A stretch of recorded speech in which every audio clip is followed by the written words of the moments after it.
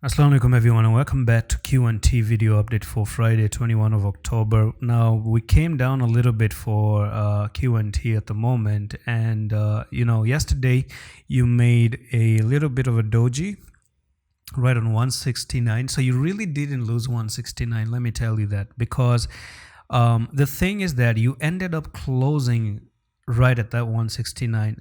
There's a difference between stop, but personally I wouldn't like to trade it because that's a stop, it's taken away, it's now absolutely shady what happens next, because all you did is made a wick down there and then quickly closed right above 169 right there. So that's a little bit positive.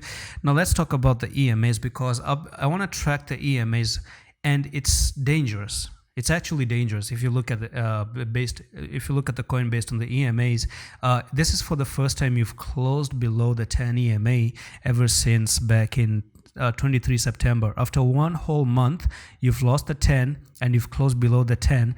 It's a matter of time that the 20 comes up and you make an EMA squeeze until Sunday 23. So in 2 days, you make that squeeze, you pop and you continue lower, or you pop and you continue higher. So what is it gonna be? I cannot tell you that. But one thing is clear, you're oversold. There are bearish divergences. The MACDs have made the bear crosses as well.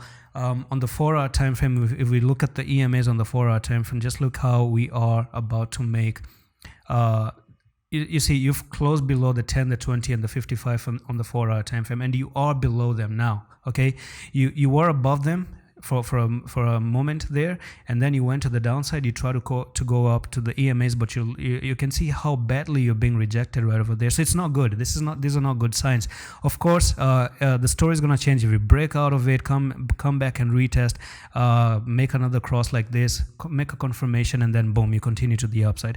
So for me personally, I've been tracking this prices on the weekly, and I told you the weekly was so important to backtest. And if you look at the weekly, we're making a bearish candle as well, so that's not good. Again, you see green candle, next to it is a red candle, sell-off candle. From here, this is where the downtrend starts on a weekly, and I've been saying that we must be backtesting 125.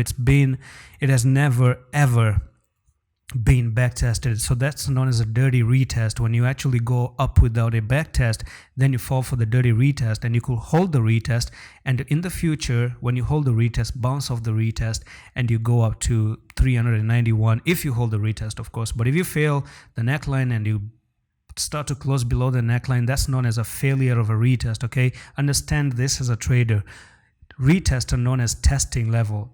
It can fail and you continue lower, boom, and you can pass it and hold the support, and then that's it, and then you go up. It's all about holding support, and that's pretty much it for this Q&A update. I hope that makes sense. I'm going to see you in the next one. Allah Hafiz.